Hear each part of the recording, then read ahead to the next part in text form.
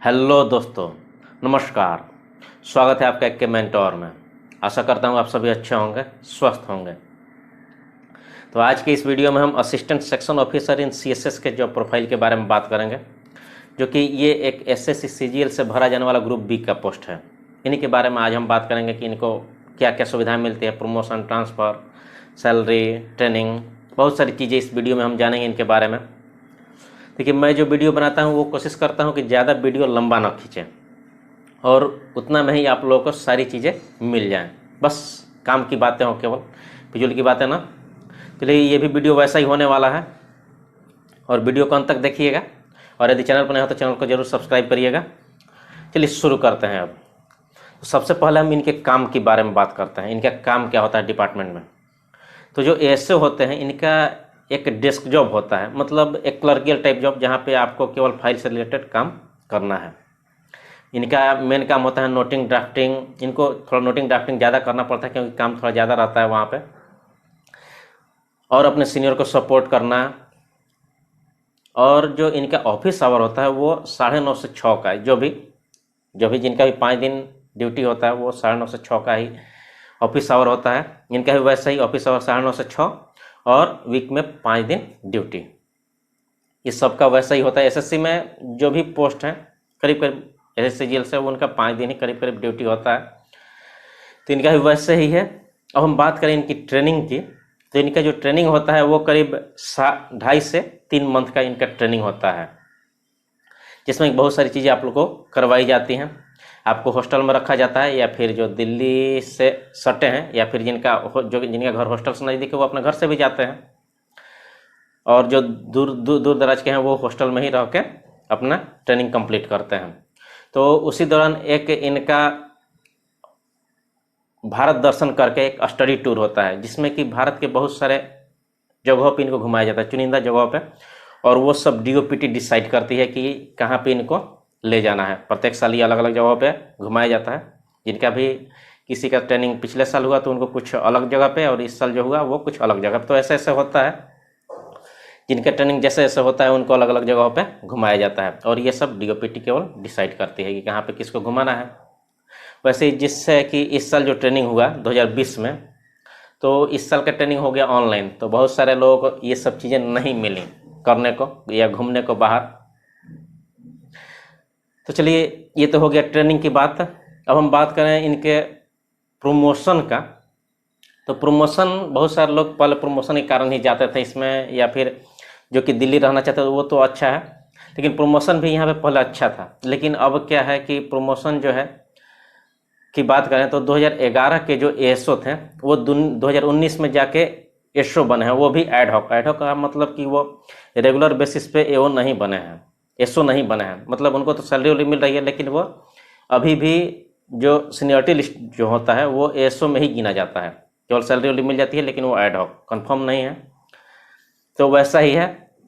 तो ये प्रमोशन में जो देरी हो रहा है, इसका एक मेन कारण है, जिनसे मैंने बात की उन्होंने बताया कि वहाँ पे एक कोर्ट केस चल रहा है, तो उसी में कुछ लोचा हुआ है, तो वो इन लोगों को प्रमोशन में थोड़ा देर हो रहा है। और वो बोल रही थी कि अगर क्लियर हो जाता है कोर्ट केस, तो एग्ज़ाम जो है आपका जल्दी जल्दी होगा, और वहाँ से आपका प्रमोशन भी थोड़ा फास्ट होगा।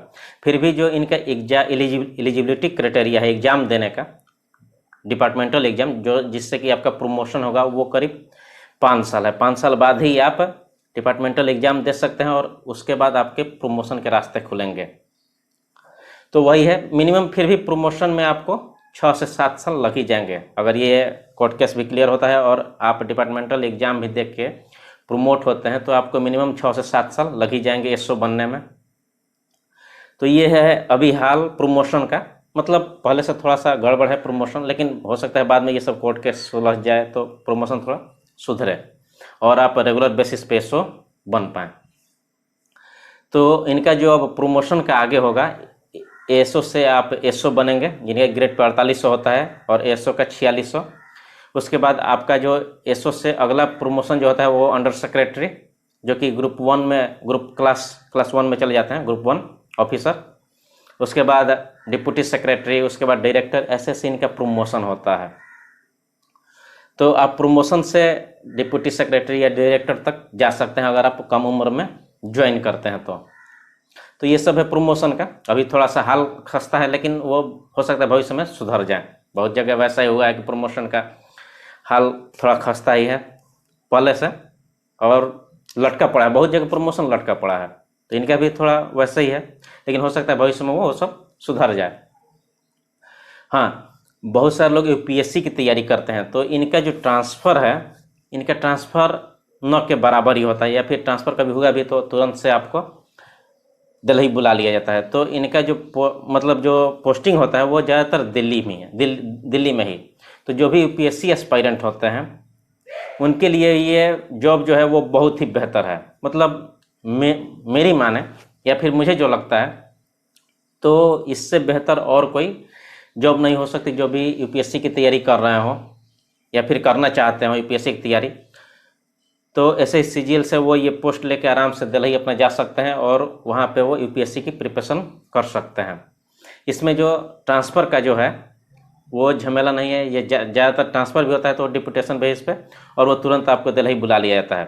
तो ये पोस्ट जो है उनके लिए भी अच्छा है, या फिर लड़कियाँ जो दिल्ली के आसपास की हैं, लड़की या फिर लड़के, बहुत सारे लोग ऐसे हैं कि जो चाहते हैं कि मुझे जो नौकरी मिले वो दिल्ली के आसपास ही मिले, या फिर दिल्ली सटे, या फिर बहुत सारे लोग यूपीएससी की तैयारी करना चाहते हैं। तो उनके लिए ये सबसे बेस्ट जॉब है। आपका ट्रांसफ़र कहीं नहीं होना, आप दिल्ली के आसपास के हैं तो ये पोस्ट आप ले सकते हैं। बहुत सारे लड़के जो हैं अभी जो तैयारी कर रहे हैं वो मतलब एसो न चुन के अभी क्या है कि मुझे एक्साइज इंस्पेक्टर बनना है, क्योंकि वहाँ पे थोड़ा सा प्रमोशन फास्ट हुआ है। वहाँ भी आप उसे भी लेके दिल्ली में रह सकते हैं। हाँ, अभी ये सब चीज़ें हो गई इनमें।